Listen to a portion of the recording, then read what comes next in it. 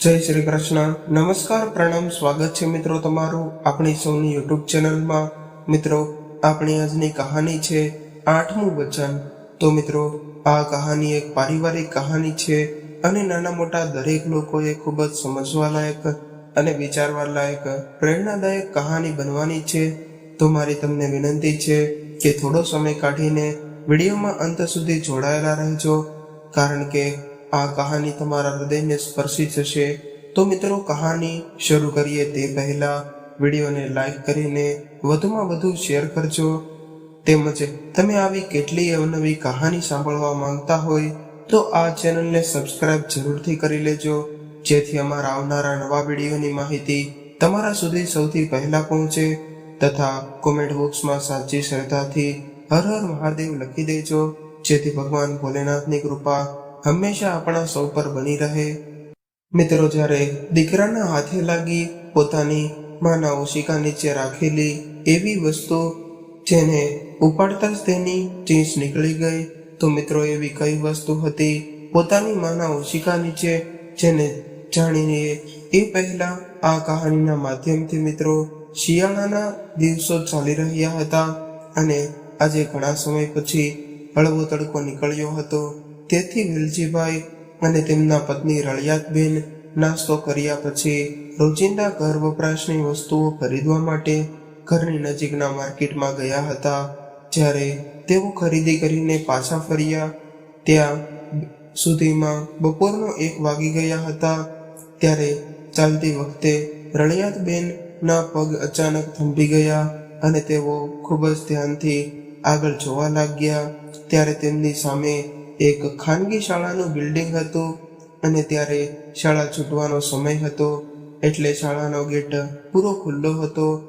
એક પછી એક બધા બાળકો દોડતા દોડતા ગેટમાંથી બહાર આવી રહ્યા હતા. ત્યારે કેટલાય બાળકોની માતા તેમને લેવા માટે આવી હતી, તો કેટલાય બાળકોના પિતા તેમને લેવા માટે આવ્યા હતા. બહાર આવવાની સાથે જ બાળકો તેમના માતા પિતાને દિવસ દરમિયાન શાળામાં શું થયું તે ખૂબ જ આનંદ સાથે કહેતા હતા. ત્યારે બધા બાળકોના માતા પિતાના ચહેરા પર ખુશી દેખાતી હતી. ત્યારે રળિયાતબેન સતત શાળાના ગેટ પર શાળામાંથી બહાર આવવાવાળા દરેક બાળકને જોઈ રહ્યા હતા. ત્યારે વેલજીભાઈએ કહ્યું કે રળિયાત, તું ફરી અહીં રોકાઈ ગઈ. અરે, હું તને કેટલી વાર યાદ કરાવું કે હવે આપણો દીકરો અહીં નથી ભણતો. તેનું શિક્ષણ ઘણા વર્ષો પહેલા પૂરું થઈ ગયું છે અને તેણે આ શાળા ઘણા સમય પહેલા છોડી દીધી છે. શાળાને છોડે હવે એ આપણને અને આ દેશને પણ છોડીને ચાલ્યો ગયો છે. આટલું કહેતા કહેતા વેલજીભાઈનો અવાજ ઢીલો પડી ગયો અને તેઓ પોતાની આંખોમાં આવેલા આંસુને છુપાવવાનો પ્રયત્ન કરવા લાગ્યા. ત્યારે રળિયાતબેને કહ્યું કે એ બધું તો હું જાણું છું, તેમ છતાં ખબર નહીં, જ્યારે પણ હું આ શાળાની સામેથી પસાર થાઉં છું ત્યારે મારા પગ આપોઆપ થંભી જાય છે, એવી આશામાં કે આપણો દીકરો દોડીને આવશે અને મને ખુશીથી માં કહીને ગળે લગાડશે. આ સાંભળીને વેલજીભાઈ થોડી ક્ષણો માટે મૌન થઈ ગયા અને ત્યારે રળિયાતબેને કહ્યું કે હું આપણા દીકરા ભાવેશને ખૂબ જ યાદ કરું છું. એ તને પણ જાણતા જ હશો ને. ત્યારે રળિયાતબેનની આ વાત પર વેલજીભાઈએ તેમને સમજાવીને કહ્યું કે રળિયાત, હવે તું ક્યારે સમજશે? જ્યારે આપણા દીકરાના ઘરે દીકરા આવી જાય છે ત્યારે આપણે એ સ્વીકારવું જોઈએ કે હવે તેઓ મોટા થઈ ગયા છે. તેમની ફરજો અને અધિકારો પર પણ બદલાઈ જાય છે અને અહીં આપણે એકલા નથી. તું અને હું 2 જણ છીએ. જ્યારે 2 વ્યક્તિઓ એક સાથે ઊભા થાય છે ત્યારે તે 2 નહીં પણ 11 થાય છે. તો રળિયાતબેને કહ્યું કે તમારી આ ફિલ્મી સૂફી સાંભળવી તો સારી છે, પરંતુ તેનાથી એક માના મનને સંતોષ મળી શકતો નથી. એટલું કહેતા પોતાના મનની અંદરની ઉદાસીથી રળિયાતબેનનું ગળું રૂંધાઈ ગયું હતું. ત્યારે વેલજીભાઈએ કહ્યું કે રળિયાત, આપણા સિવાય આ દેશમાં બીજા પણ એવા ઘણા માતા પિતા છે જેમના બાળકો તેમને અહીંયા એકલા છોડીને બીજા દેશમાં સ્થાયી થયા છે. આજકાલ આ એક અસામાન્ય બાબત બની ગઈ છે અને અમેરિકાથી ભારત ફ્લાઇટમાં મુસાફરી કરવામાં કેટલો સમય લાગે છે. તો ખૂબ ચિંતા કરવાની કોઈ જરૂર નથી. ચાલ હવે આપણે ઘરે જઈએ. આટલું કહીને વેલજીભાઈ પોતાની પત્ની રળિયાતબેનનો હાથ પકડીને ચાલવા લાગ્યા. ત્યારે તેઓ રળિયાતબેનને સમજાવતા રહ્યા, પરંતુ તેમને અહીંયા એકલા છોડીને વિદેશ ગયેલા તેમના દીકરાના જવાનું દુઃખ તેમને અંદરથી ખાઈ રહ્યું હતું. ત્યારે ચાલતી વખતે ભૂતકાળની યાદો તેમના મન પર અથડાવા લાગી. ત્યારે તેઓ પોતાના ભૂતકાળની યાદોમાં ખોવાઈ ગયા. જુઓ મમ્મી, પપ્પા, મને વિદેશમાં નોકરી મળી ગઈ છે. જેનું મેં વર્ષોથી સપનું જોયું હતું તે આજે પૂરું થવા જઈ રહ્યું છે. હવે હું કાયમ માટે વિદેશમાં સેટલ થઈ જઈશ. હવે તમે જોજો પિતાજી, તમારો દીકરો કેવી રીતે પ્રગતિની ઊંચાઈએ પહોંચે છે. વેલજીભાઈના દીકરા ભાવેશે તેને ખૂબ જ આનંદથી આ વાત કહી. પરંતુ ત્યારે પોતાના દીકરાના વિદેશ જવાની વાત સાંભળીને વેલજીભાઈ સ્તબ્ધ રહી ગયા. અને બીજી તરફ આ સાંભળીને રળિયાતબેન જાણે પથ્થર બની ગયા હોય એવું લાગ્યું. ત્યારે તેમના મોઢામાંથી એક પણ શબ્દ નીકળી શક્યો નહીં. તેથી વેલજીભાઈએ પોતાના દીકરાને અહીં રોકાઈ જવાના આગ્રહ કરવાના હેતુથી કહ્યું કે દીકરા, તું આ શું બોલે છે? તું તો અમારો એકનો એક દીકરો છે. અને તું અમને છોડીને વિદેશ ચાલ્યો જઈશ તો આ ઉંમરે અમે અહીં એકલા કેવી રીતે રહીશું? ત્યારે તેમના દીકરાએ કહ્યું કે અરે પિતાજી, તમે પ્રેક્ટિકલ બનો. આ લાગણીશીલ પિતા બનવાનો સમય નથી. આખરે એ મારા ભવિષ્યનો સવાલ છે. મારા બધા મિત્રો વિદેશમાં સ્થાયી થયા છે અને તેમની જીવનશૈલી કેટલી અદ્ભુત છે. અને તમે એવું ઈચ્છો છો કે હું આખી જિંદગી અહીં અટવાઈ જાઉં? કેમ દીકરા, આપણા દેશમાં શું અભાવ છે? મને સારું પેન્શન મળી રહ્યું છે અને તું પણ મોટા શહેરમાં સારી નોકરી કરી રહ્યો છે. આપણી પાસે પોતાનું ઘર છે. છેવટે દીકરા, તારે કઈ વાતો અભાવ છે કે તું તારો દેશ અને તારા માતા પિતાને છોડીને પરદેશમાં સ્થાયી થવા માંગે છે? દીકરા, તું અમને સમજવાની કોશિશ કર. આ ઉંમરે અમે તારાથી દૂર રહેવા નથી માંગતા. આ ઉંમરે અમારે અમારા દીકરા, વહુ અને પુત્રના સાથની ખૂબ જ જરૂર છે. શું પિતાજી, મારી પોતાની પણ કોઈ જિંદગી છે કે નહીં? મારી પણ કેટલી ઈચ્છાઓ છે, કેટલા સપના છે જેને હું પૂરા કરવા માંગુ છું. જ્યારે ભાવેશે આમ કહ્યું ત્યારે વેલજીભાઈએ કહ્યું કે દીકરા, મને પણ મારી નોકરી દરમિયાન વિદેશ જવાની તક મળી હતી, પણ અમે તારી બોર્ડની પરીક્ષાઓને કારણે વિદેશ ગયા નથી. અમે તારા વિશે પહેલા વિચાર્યું ત્યારે આ બધું ભાવેશથી સહન ન થયું, એટલે તેણે ગુસ્સામાં કહ્યું, તો પિતાજી, તમે મૂર્ખ હતા, પણ હવે તમે મારી પાસેથી શું ઈચ્છો છો કે હું એ જ મૂર્ખતાનું પુનરાવર્તન કરું છું અને લાગણીઓને કારણે લીધેલા ખોટા નિર્ણયને લીધે જીવન પર પસ્તાવો કરતો રહું? માફ કરજો પિતાજી, પણ હું આ બધું નથી કરી શકતો. હું મારા તમામ નિર્ણયો પ્રેક્ટિકલ બનીને લઉં છું. ત્યારે વેલજીભાઈ તેમના દીકરાનો આવો તો તોડછાઈ ભર્યો જવાબ સાંભળીને સ્તબ્ધ રહી ગયા. ત્યાર પછી તેમણે તેમની પત્ની રળિયાતબેન સામે ગંભીર નજરે જોયું, પણ ત્યારે તેમની આંખોમાં માત્ર આંસુ હતા. કદાચ તે હજુ પણ આઘાતમાં હતા, પરંતુ તેમના દીકરા ભાવેશને તેમની બિલકુલ પરવા નહોતી. વિદેશમાં ઉજ્જવળ ભવિષ્યની ઝંખનાએ તેમને પાંખો આપી દીધી હતી. એટલે તે પોતાના માતા પિતાના ચહેરા પરની નિરાશા અને નિરાશાના હાવભાવને અવગણીને આખરે તે પોતાની પત્ની અને બાળકોને લઈને વિદેશ જવા માટે ઉપડી ગયો અને અહીંયા તેમના પોતાના વૃદ્ધ માતા પિતાને એકલા જીવવા મરવા માટે છોડી દીધા. ત્યારે જૂની વાતો યાદ કરતા કરતા વેલજીભાઈ ક્યારે પોતાના ઘરે પહોંચી ગયા તેનું તેમને ભાન જ ન રહ્યું.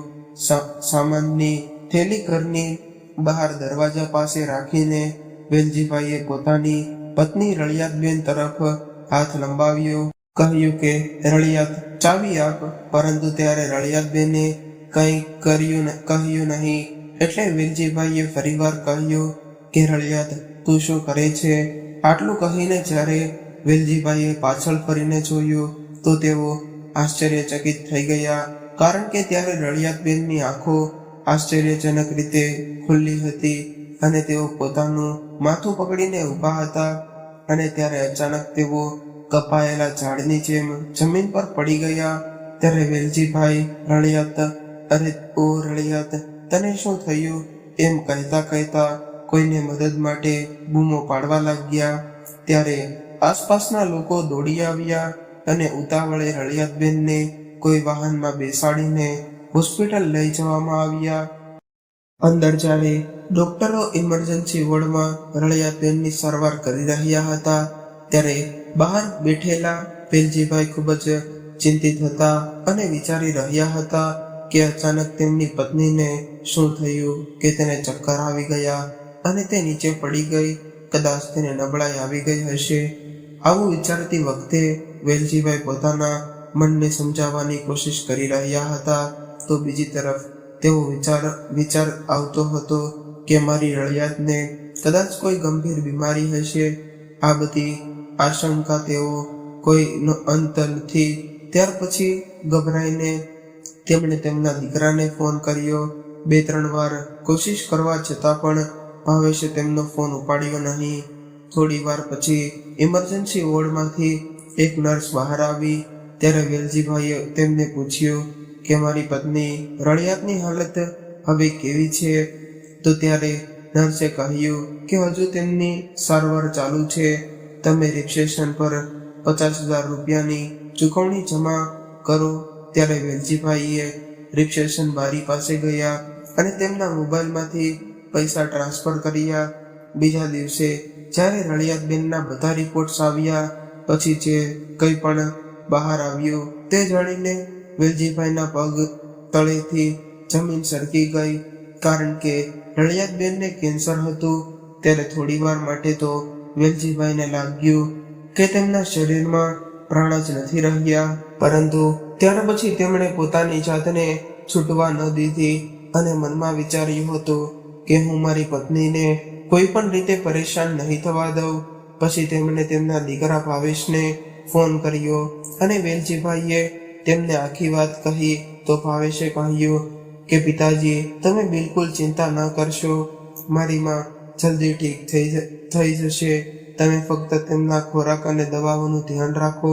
ત્યારે પોતાના દીકરા સાથે ફોન પર વાત કરીને વેલજીભાઈનું હૃદય પણ થોડું હળવું થઈ ગયું. રળિયાતબેનને 3 દિવસ પછી હોસ્પિટલમાંથી રજા આપવામાં આવી અને હવે તેઓ પોતાના ઘરે આવી ગયા હતા. ત્યારે વેલજીભાઈ તેમની ખૂબ જ કાળજી રાખતા હતા. આજે ખુદ વેલજીભાઈએ પોતાના હાથે તેમની પત્ની માટે પૌષ્ટિક ખોરાક બનાવ્યો અને સમયસર દવાઓ આપી. અને હવે તેઓ રોજ સવારે કે સાંજે રળિયાતબેનને તેમની સાથે પાર્કમાં ફરવા માટે લઈને જતા અને તેમને ચેકઅપ અને સારવાર માટે ટેક્સીમાં બેસાડીને હોસ્પિટલ લઈ જતા હતા. ત્યારે પોતાના પતિ વેલજીભાઈનું આવું સમર્પણ જોઈને રળિયાતબેનની આંખો આંસુઓથી ભરાઈ આવી. પરંતુ ત્યારે વેલજીભાઈએ નક્કી કર્યું હતું કે તેઓ પોતાની પત્ની રળિયાતબેનને કંઈ થવા નહીં દે અને તેમની શક્તિ તેટલી શ્રેષ્ઠ સારવાર કરવા પછી પોતે પણ દમ લેશે. હવે દિવસો આમ જ વીતવા લાગ્યા, પરંતુ રળિયાતબેનની હાલત દિવસે ને દિવસે બગડતી જતી હતી અને ઘણીવાર પોતાની આવી હાલત જોઈને રળિયાતબેન કમજોર થઈ જતા હતા. પરંતુ ત્યારે વેલજીભાઈ હંમેશા તેમને હિંમત આપવાનો પ્રયત્ન કરતા રહેતા અને કહેતા કે રળિયાત, સારી સારવાર અને વિશ્વાસની મદદથી મોટામાં મોટા રોગોને પણ હરાવી શકાય છે. પરંતુ ત્યારે વેલજીભાઈ પોતે ક્યારેય એકલા બેસીને રડી લેતા હતા. ત્યારે પોતાની પત્નીની બીમારીને કારણે વેલજીભાઈ માનસિક પીડા તદ ઉપરાંત આર્થિક સમસ્યાઓની પણ ઝઝૂમવા લાગ્યા હતા. ત્યારે પોતાના હૃદય પરનો બોજ હળવો કરવા માટે એક દિવસ વહેલી સવારે વેલજીભાઈએ ફરીથી પોતાના દીકરાને ફોન કર્યો ત્યારે તેમનો દીકરો ગુસ્સે થયો અને બોલ્યો કે પિતાજી, તમે સમય તો જુઓ, અહીંયા રાતના 11:30 વાગ્યા છે. કદાચ તમને ત્યાં કોઈ કામ નહીં હોય, પરંતુ હું અહીં કામમાં ખૂબ જ વ્યસ્ત છું. ત્યારે વેલજીભાઈએ નિરાશ થઈને કહ્યું કે દીકરા, મને સમજવાની કોશિશ કર. અહીંયા તારી માની તબિયત બિલકુલ સારી નથી, એટલે શક્ય હોય એટલી જલ્દી તમે લોકો અહીં આવી જાઓ. પરંતુ પિતાજી, મારી માની તબિયત સારી નથી, તો એમાં હું શું કરી શકું? વૃદ્ધાવસ્થામાં આ બધું તો ચાલ્યા કરે છે. તમે તેને કોઈ સારા ડૉક્ટરને બતાવો. આમ પણ તેમની બીમારી મારા ત્યાં આવવાથી થોડી મટી જવાની છે. અને પિતાજી, તમે આવી નાની નાની બાબતો માટે મને ફોન કરીને પરેશાન ન કરો. જો વધારે જરૂર હોય તો તમે મને મેસેજ કરી દેજો, હું તમને જાતે ફોન કરી લઈશ. હવે હું ફોન મૂકું છું, કારણ કે સવારે મારે વહેલા ઓફિસમાં જવાનું છે. એટલું કહીને પોતાના દીકરાએ ફોન મૂકી દીધો. ત્યારે વેલજીભાઈ પોતાના દીકરાના મોઢેથી આવું સાંભળીને સ્તબ્ધ રહી ગયા. એટલામાં અંદરથી અવાજ આવ્યો, શું થયું? તમે ભાવેશ સાથે વાત કરી રહ્યા હતા, મારી જોડે પણ તેની વાત કરાવી દેજો. દેવી હતી ને? રળિયાતબેન પોતાના રૂમમાં સૂતા સૂતા બોલ્યા. પછી વેલજીભાઈ અંદર આવ્યા અને તેમના ચહેરા પર હળવા સ્મિત સાથે તેમણે કહ્યું કે રળિયાત, આ સમયે ત્યાં રાત થઈ ગઈ છે. અહીં મેં ધ્યાનમાં પણ નહોતું લીધું. એ બધા લોકો સૂતા હતા. મેં એને વગર કારણના પરેશાન કર્યા. હું તને કાલેથી તે સાથે વાત કરાવી દઈશ. પણ ભાવેશે તમને શું કહ્યું? તે આપણને મળવા ભારત ક્યારે આવશે? ત્યારે રળિયાતબેનના આ પ્રશ્ન પર વેલજીભાઈ વિચારમાં પડી ગયા. પછી તેમણે ગભરાઈને કહ્યું કે હા રળિયાત, તે પોતાની ઓફિસમાં રજા લેવાનો પ્રયત્ન કરી રહ્યો છે. તેને રજા મળતા જ તે જલ્દી તેને મળવા માટે દોડી આવશે. ત્યારે વેલજીભાઈ પોતાની વાત કહીને તરત જ બહાર નીકળી ગયા, કારણ કે તેમની પત્નીથી સત્યને લાંબો સમય સુધી છુપાડવું એ એમના હાથમાં ન હતું. પરંતુ થોડી જ વારમાં રળિયાતબેને વિલાપ કરવાનું શરૂ કર્યું. તેથી વેલજીભાઈ ઝડપથી તેમની પાસે ગયા અને જઈને જોયું તો રળિયાતબેનની હાલત ખૂબ જ ખરાબ લાગી રહી હતી. એટલે તેમણે તરત જ ટેક્સી બોલાવી અને રળિયાતબેનને લઈને હોસ્પિટલ ગયા. થોડી વાર પછી ડૉક્ટર સાહેબ વેલજીભાઈ પાસે આવ્યા. તે સમયે રળિયાતબેન સૂતા હતા. ત્યારે ડૉક્ટર કહેવા લાગ્યા કે જુઓ વેલજીભાઈ, તમારા પત્ની રળિયાતબેનની હાલત ગંભીર બની રહી છે. તેમને બોન મેરો ટ્રાન્સપ્લાન્ટની જરૂર છે. ઓકે ડૉક્ટર સાહેબ, હું બોન મેરો ડોનર કરવા માટે તૈયાર છું. ના શ્રીમાન વેલજીભાઈ, તમારી મજ્જા મેચ નહીં થાય. હા, તમારો દીકરો અસ્થિ મજ્જાનું ડોનર કરી શકે છે, અથવા રળિયાતબેનના ભાઈઓ અને બહેનોમાંથી કોઈ પણ ડોનેટ કરી શકે છે. ત્યારે વેલજીભાઈએ કહ્યું કે ડૉક્ટર સાહેબ, અમારો દીકરો તો વિદેશ રહે છે. ઠીક છે, હું તેના વિશે મારા દીકરા સાથે વાત કરી લઈશ. પરંતુ વેલજીભાઈ, તમે જલ્દી કરો. અસ્થિ મજ્જા પ્રત્યારોપણની એક લાંબી પ્રક્રિયા છે અને અમારી પાસે સમય ઓછો છે.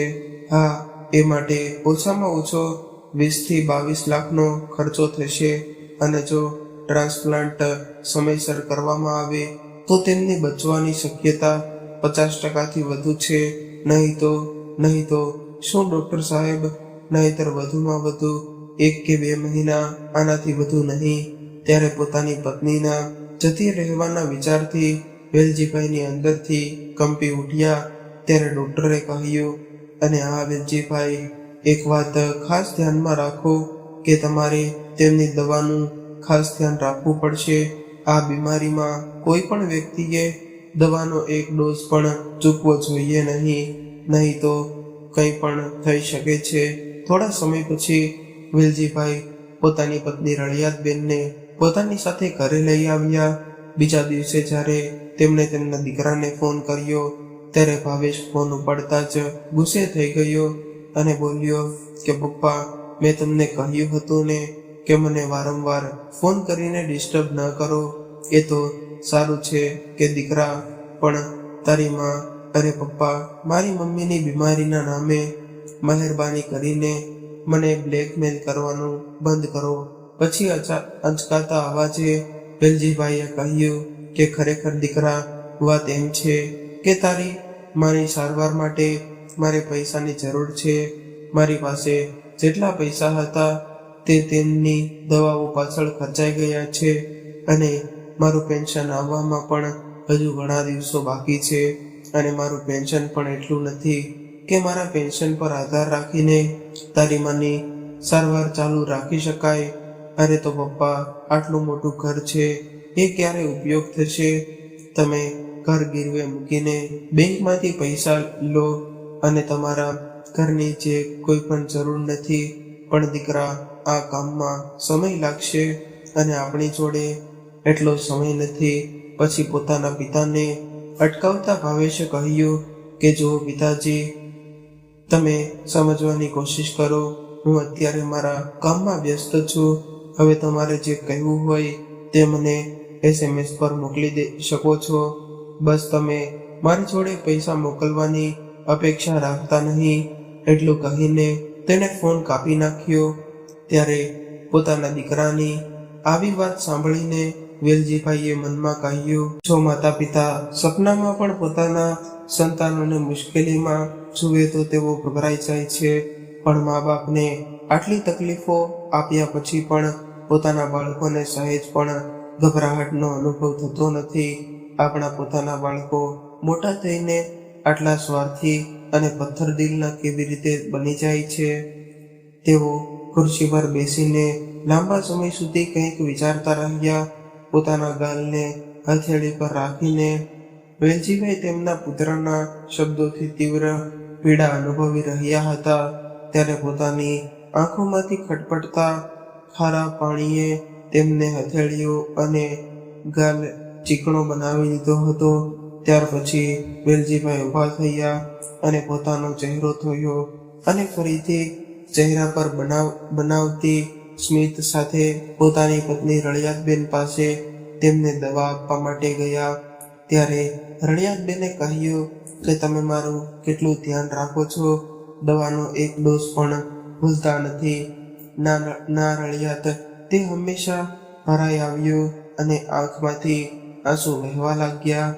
પછી થોડી વાર મૌન રહીને પછી રળિયાતબેન બોલ્યા, તમને એ દિવસ યાદ છે જ્યારે તમે મારો હાથ પકડીને કહ્યું હતું કે મારે તારી પાસેથી આપણા લગ્નનું 8મું વચન જોઈએ છે? ત્યારે મને આશ્ચર્ય થયું હતું કે શું 7 વચન ઓછા હતા કે હવે એક વધુ માંગો છો? તો તમે મને કહ્યું હતું કે મારે આ વચન જોઈએ છે કે હું ઈચ્છું છું કે તને હંમેશા મને આ રીતે રિપોર્ટ કરો અને પરિસ્થિતિ ગમે તેવી આવે, ગમે તેવી મુશ્કેલી આવે તો પણ તું મને છોડશે નહીં. અને મેં તને એ વચન પણ આપ્યું હતું. આટલું કહીને રળિયાતબેને પોતાના પતિ વેલજીભાઈનો હાથ પોતાના હાથમાં લીધો અને રડતા રડતા કહ્યું કે આજ સુધી મેં તમને આપેલું વચન પાળ્યું હતું, પણ હવે ત્યારે આ સાંભળીને વેલજીભાઈ જેઓ અત્યાર સુધી પોતાની પત્નીની સામે મજબૂત હૃદયથી બેઠા હતા તે અચાનક ભાંગી પડ્યા અને રળિયાતબેનને ગળે લગાડીને ખૂબ જ રડી પડ્યા. ત્યારે બંને બાજુથી આંસુ વહી રહ્યા હતા. એકબીજાને છોડવાના વિચાર માત્રથી જ બંને ધ્રુજી ઉઠ્યા. બસ રળિયાત, ખૂબ થયું રડવાનું, હવે તારે મારા માટે ઠીક થવું પડશે, એટલે ખાલી પેટની આ દવા ઝડપથી પી લે, પછી નાસ્તો પણ કરવો પડશે. આટલું કહીને વેલજીભાઈએ પોતાની પત્ની રળિયાતબેનને દવા આપી અને તેઓ ઊભા થઈને બહાર જવા લાગ્યા. ત્યારે રળિયાતબેને પાછળથી તેમનો હાથ પકડીને કહ્યું કે તમને ખૂબ તકલીફ પડી રહી છે ને મારા કારણે મારે શું કરવું? મને પણ તમને છોડીને જવાનું મન નથી થતું. તું મને છોડીને ક્યાંય નહીં જતી. રળિયાત, તું એકદમ ઠીક થઈ જશે. ત્યારે રળિયાતબેને કહ્યું કે તમે ભાવેશ સાથે વાત કરી. મેં થોડા સમય પહેલા તેને ફોન કર્યો હતો, પણ તેણે ફોન ઉપાડ્યો ન હતો. હમણાંથી તે પોતાની ઓફિસમાં વ્યસ્ત રહે છે. આ શું છે?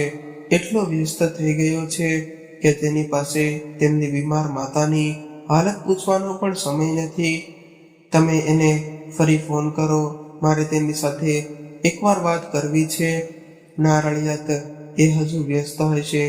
હું આવતીકાલે તારી જોડે વાત કરાવી દઈશ. હું તને પણ રોજે રોજ કાલે કહીને વાત ટળાવી દઉં છું. એકવાર મને મારા દીકરા સાથે વાત કરવા તો દો. ખરેખર મને એની સાથે વાત કરવાની ખૂબ જ મન થાય છે. જો શક્ય હોય તો તેની સાથે વિડીયો કોલ પર વાત કરાવી દો, જેથી આપણને બાળકોના ચહેરા પર જોવા મળશે. અને રળિયાતબેને જ્યારે તેમના દીકરાને વિડીયો કોલ કર્યો પણ કોઈ જવાબ ન મળ્યો, એટલે રળિયાતબેનના વારંવારના આગ્રહ પર વેલજીભાઈએ ફોન કર્યો. અને ત્યારે બીજી બાજુથી અવાજ આવ્યો, તમે લોકો મારી પાસેથી શું ઈચ્છો છો? શું મારે મારું બધું કામ છોડીને આખો દિવસ ફોન પર તમારી જોડે વાત કરવાની? મેં તમને કેટલી વાર કહ્યું છે કે મારે તમારું ઘર નથી જોતું. તમે તેના પર બેંકમાંથી લોન લઈ શકો છો અને તમારા મનમાં જે આવે તે કરી શકો છો. આ સાંભળીને વેલજીભાઈએ ફોન કાપી નાખ્યો અને કહ્યું કે રળિયાત, ભાવેશે કહ્યું છે કે તેને ઘણું કામ છે, તેથી જ્યારે તે ફ્રી હોય ત્યારે આપણને ફોન કરશે. મેં તને કહ્યું હતું કે અત્યારે વ્યસ્ત હશે, પણ તું મારી વાત ક્યાં માને છે? હવે ખાવાનું ખાઈ લે, દવા લેવાનો સમય થઈ ગયો છે. ત્યારે રળિયાતબેન પોતાના પતિ વેલજીભાઈને લાગણી સમજી ગયા હતા. તેમણે તેમના ખભા પર હાથ મૂકીને તેમણે કહ્યું કે કંઈ વાંધો નહીં, તમે ઉદાસ ન થાવ.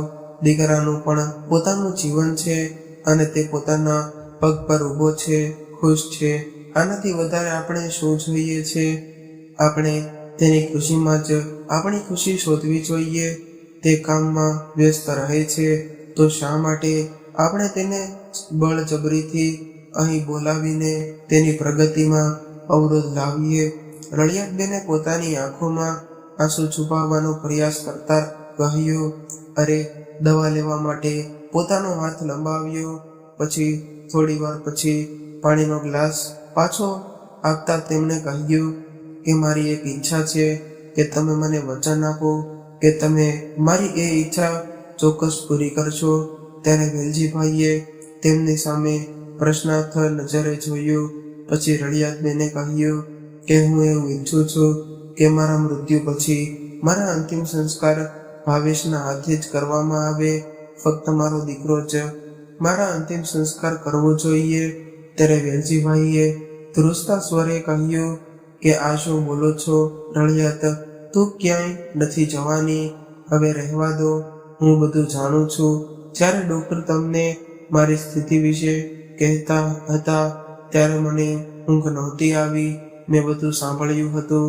વેલજીભાઈ આ સાંભળીને આશ્ચર્યચકિત થઈ ગયા. ત્યારે રળિયાતબેને કહ્યું, બસ મને આ વચન આપો કે તમે મારી છેલ્લી ઈચ્છા ચોક્કસ પૂરી કરશો. ના રળિયાત, તું તો જાણે જ છે કે આ ઈચ્છા પૂરી કરવી એ મારા હાથમાં નથી. હું તારા માટે નાસ્તો લઈને આવું છું, વેલજીભાઈએ આંસુ ભર્યા સ્વરે કહ્યું. અને રસોડામાં જઈને તેઓ દિલથી રડ્યા. ત્યારે પોતાની પત્ની રળિયાતબેનની બગડતી હાલત તેમને પરેશાન કરી રહી હતી.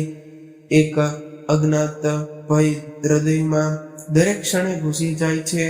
અને 3 દિવસ વીતી ગયા અને વેલજીભાઈનો મોબાઈલ રણક્યો. તેમણે જોયું તો તેમના દીકરાનો કોલ હતો. ત્યારે ભારે ઉત્સુકતા સાથે તેમણે ફોન ઉપાડ્યો અને બીજી બાજુથી અવાજ આવ્યો, પપ્પા, હું ઇન્ડિયા આવું છું. આ સાંભળીને વેલજીભાઈનો ચહેરો ચમકી ઉઠ્યો અને તેઓ બોલ્યા કે સાચે જ દીકરા, તું આવી રહ્યો છે? હું ક્યારે આવે છો? બસ પપ્પા, હું 4 દિવસ પછી ત્યાં પહોંચીશ. સારું, તો ઠીક છે. હું ડૉક્ટર સાથે એપોઇન્ટમેન્ટ લઈ લઉં છું. ત્યારે વેલજીભાઈના મનમાં એક આશા જાગી. તો ભાવેશ બોલ્યો, પણ પપ્પા, હું મારી કંપનીની એક મીટિંગમાં આવું છું, તો આમાં ડોક્ટરનો શું મતલબ છે? હું ત્યાં બિઝનેસ મીટિંગ માટે આવું છું. જો કે તે થોડું મુશ્કેલ હશે. હું થોડો સમય કાઢીને આવીને તમને મળીશ. અને હા પિતાજી, મારો એક મિત્ર શહેરમાં જ બેંક મેનેજરની પોસ્ટ પર છે. મેં તેને ઘર ગીરવે મૂકીને લોન લેવાની વાત કરી હતી, તો તેને કહ્યું છે કે તે શક્ય તેટલું જલ્દી કામ પૂર્ણ કરશે. હવે હું આવું છું, તેથી બેંકમાંથી લોન લેવા સંબંધિત તમામ ઔપચારિકતાઓ પણ પૂર્ણ કરાવી દઈશ. અને તમારા ઘરના કાગળો અગાઉથી કાઢી રાખજો. હું તેમને એવી ઈચ્છું છું કે બેંક પેપર વર્ક મારી સામે જ થાય, જેથી તમને લોકોને પૈસા સંબંધિત તમામ સમસ્યાઓથી છુટકારો મળે. અને સાથે મારી સમસ્યાઓ પણ. આટલું કહી તેણે ફોન કાપી નાખ્યો.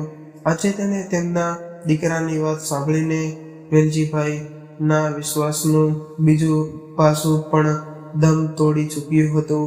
ત્યારે તેમના હૃદય કે દિમાગનો કોઈ પણ ભાગ એ સ્વીકારવા તૈયાર ન હતો કે કોઈ દીકરો આટલો સ્વાર્થી હોઈ શકે.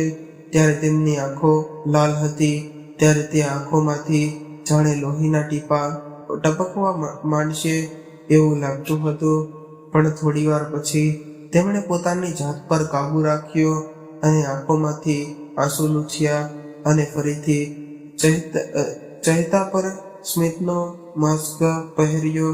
અને તેઓ પોતાની પત્ની રળિયાતબેન પાસે ગયા અને કહ્યું કે રળિયાત, તમને ખબર છે, તારો દીકરો ભારત આવી રહ્યો છે.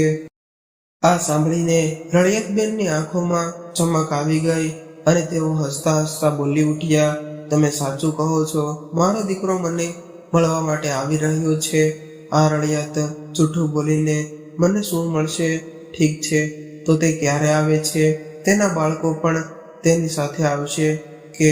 ત્યારે વેલજીભાઈએ કહ્યું કે 4 દિવસ પછી તે અહીંયા પહોંચી જશે. પણ એ એકલો આવશે. ખરેખર તેની શહેરમાં એક મીટિંગ છે, જેને કારણે તે ભારત આવી રહ્યો છે. એ મીટિંગ પૂરી કર્યા પછી તે થોડા સમય માટે આપણને મળવા આવશે. શું તે ફક્ત થોડા સમય માટે જ આવી રહ્યો છે? આ સાંભળીને રળિયાતબેનનું સ્મિત પલવાળામાં નિરાશામાં ફેરવાઈ ગયું. અને હા રળિયાત, હું શું કરું? આપણો દીકરો પોતાના કામમાં ખૂબ વ્યસ્ત છે. ઠીક છે, મારી દવાનો સમય થઈ ગયો છે. હું તને દવા ખવડાવી દઉં છું. ઓ ના, હું દવા જાતે લઈ લઈશ. પાણી નજીકમાં જ પડ્યું હતું. ત્યારે રળિયાતબેને કહ્યું. ત્યારે વેલજીભાઈએ કહ્યું, ઠીક છે રળિયાત, તું તારી દવા લઈ લે અને સૂઈ જા. ખૂબ મોટું થઈ ગયું છે. લાંબા સમય સુધી જાગવું એ તારા સ્વાસ્થ્ય માટે સારું નથી. પરંતુ આજે રળિયાતબેનની આંખોમાંથી ઊંઘ ઘણી દૂર જતી રહી હતી. પોતાના મનમાં વિચારોના ઉગ્ર વાવાઝોડાઓ ચાલી રહ્યા હતા. 3-4 દિવસ પછી ભાવેશ જ્યારે તેના મિત્ર સાથે ઘરે પહોંચ્યો અને જોયું કે પોતાના પિતા વેલજીભાઈ બહાર આંગણામાં બેઠા હતા. અને ભાવેશને આવેલો જોતા જ વેલજીભાઈનો ચહેરો ખુશીથી ભરાઈ ગયો અને તેઓ બોલી ઉઠ્યા કે તું આવી ગયો દીકરા. તારી માં ઘણા સમયથી તારી રાહ જોઈ રહી છે. વેલજીભાઈએ ઉત્સાહિત સ્વરે કહ્યું. પરંતુ ભાવેશે તેમને ઔપચારિકતા બહાર કોઈ જવાબ આપ્યો જ ન હતો. તે પોતાના પિતાને પગે લાગ્યો અને કહ્યું કે પપ્પા, આ મારો મિત્ર રોનક છે, જે બેંક મેનેજર છે. અને ઘરના કાગળો કાઢ્યા. હવે ઝડપથી અંદર જઈને તેમને કાગળો બતાવો, કારણ કે ખૂબ જ મુશ્કેલીઓથી મેં સમય કાઢ્યો છે. દીકરા, તું તારી માને નહીં મળે? હા પપ્પા, હું તેમને પણ મળી લઈશ. જ્યારે વેલજીભાઈ ઘરની અંદર આવ્યા ત્યારે ભાવેશ પણ ઝડપથી ચાલતો તેની પાછળ ગયો. ત્યારે વેલજીભાઈએ કહ્યું, જો રળિયાત, તારો દીકરો તને મળવા માટે આવ્યો છે. અરે રળિયાત, તું સૂઈ ગઈ છો? જો તો ખરી, કોણ આવ્યું છે? આ ક્ષણની તું કેટલા સમયથી રાહ જોતી હતી. આજે તારો દીકરો તારી સામે ઊભો છે. આટલું કહીને વેલજીભાઈએ પોતાની પત્ની રળિયાતબેનને હલાવીને તેમને જગાડવાનો પ્રયત્ન કર્યો, પરંતુ ત્યારે રળિયાતબેને પોતાનો આંખો ના ખોલી. માં ઉઠો, તમે કેમ ઉઠતા નથી? ભાવેશ જોરથી બોલ્યો, પરંતુ રળિયાતબેન તેમનો અવાજ સાંભળીને પણ ઊંઘમાંથી જાગ્યા ન હતા. ત્યારે ટૂંક સમયમાં જ વેલજીભાઈને સંભળાયું કે તેમની પત્ની રળિયાતબેનની આંખો, જે તેમના દીકરાને જોવા માટે દરેક ક્ષણે તડપી રહી હતી, તે કાયમ માટે બંધ થઈ ગઈ હતી. ત્યારે ભાવેશ ઘૂંટણીએ બેસીને મામા કહીને જોર જોરથી રડવા લાગ્યો. અહીં વેલજીભાઈના દુઃખની પણ કોઈ સીમા ન હતી. પોતાની પત્નીની ખોટના શોકમાં તેઓ પણ ખૂબ જ રડ્યા. ત્યારે તેમને બધી જૂની વાતો યાદ આવી રહી હતી. થોડી વાર પછી સોસાયટીના લોકો આવવા લાગ્યા હતા. ત્યારે રળિયાતબેનનો મૃતદેહ જમીન પર સુવડાવ્યો હતો. ત્યારે અચાનક વેલજીભાઈના મનમાં એક વિચાર આવ્યો, એટલે તેઓ ઝડપથી ઊભા થયા અને રૂમમાં ગયા અને રળિયાતબેનની પથારીમાં કંઈક શોધવા લાગ્યા, પરંતુ તેમને કશું મળ્યું નહીં. જ્યારે તેમણે ઓશીકું ઉપાડ્યું તો તેમના પગ નીચેથી જમીન સરકી ગઈ, કારણ કે છેલ્લા 4 દિવસથી રળિયાતબેનની દવા ત્યાં પડી હતી. પછી તેમને યાદ આવ્યું કે ડોક્ટરે તેમને શું કહ્યું હતું, કે ડોક્ટરે કહ્યું હતું કે રળિયાતબેનની દવાઓ એક ડોઝ પણ ચૂકવો ન જોઈએ, નહીં તો તેમને કંઈ પણ થઈ શકે છે. ત્યારે તેમણે મનમાં કહ્યું કે ભાવેશના આવવાના સમાચાર સાંભળીને જ્યારે પણ હું તેને દવા આપતો, ત્યારે તે કહેતી કે મેં તો દવા પી લીધી છે, પરંતુ બધી દવાઓ જેમ છે તેમ જ છે. આનો અર્થ એ થયો કે રળિયાતે 4 દિવસથી કોઈ દવા નથી પીધી. ત્યારે વેલજીભાઈનું મન આ બધા વિચારોમાં ઘૂમવા લાગ્યું અને તેમને હૃદય જોર જોરથી ધડકવા લાગ્યું. રળિયાતબેને તેમની દવા પાસે એક કાગળ પણ રાખ્યો હતો. ત્યારે ભારે અસ્વસ્થતા સાથે વેલજીભાઈએ એ કાગળ ઉપાડ્યો, તે જેના પર રળિયાતબેને લખ્યું હતું કે મને ખબર છે, જ્યારે તમે આ પત્ર વાંચશો ત્યાં સુધીમાં તો હું આ દુનિયા છોડીને ચાલી ગઈ હશું. બસ બની શકે તો મને માફ કરજો.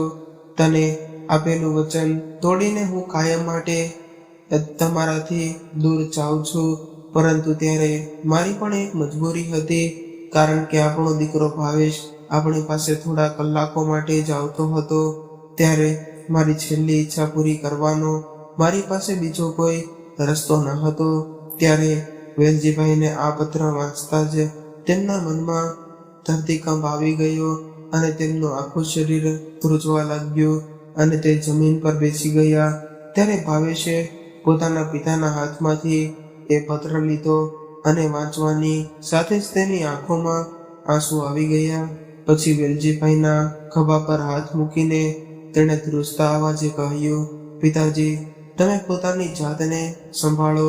પરંતુ ભાવેશે જ્યારે તેમના પિતાને સ્પર્શ કર્યો ત્યારે તેમની ગરદન ઝૂકી ગઈ ને નિર્જીવ બની ગયા હતા અને તે આ ક્રૂર દુનિયાને છોડીને તેમની પત્ની રળિયાતબેન સાથે જતા રહ્યા હતા.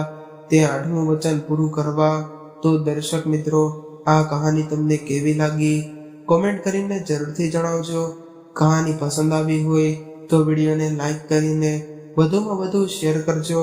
તેમજ તમે આવી કેટલી અવનવી કહાની સાંભળવા માંગતા હોય તો આ ચેનલને સબસ્ક્રાઇબ જરૂરથી કરી લેજો, જેથી અમારા આવનારા નવા વિડીયોની માહિતી તમારા સુધી સૌથી પહેલા પહોંચે. તો ચાલો મિત્રો, હવે ફરી મળીશું એક નવી કહાની સાથે. ત્યાં સુધી તમામ મિત્રોને જય શ્રી કૃષ્ણ. રાધે રાધે. હર હર મહાદેવ. કહાનીને પૂરેપૂરી સાંભળવા માટે તમારો ખૂબ ખૂબ આભાર.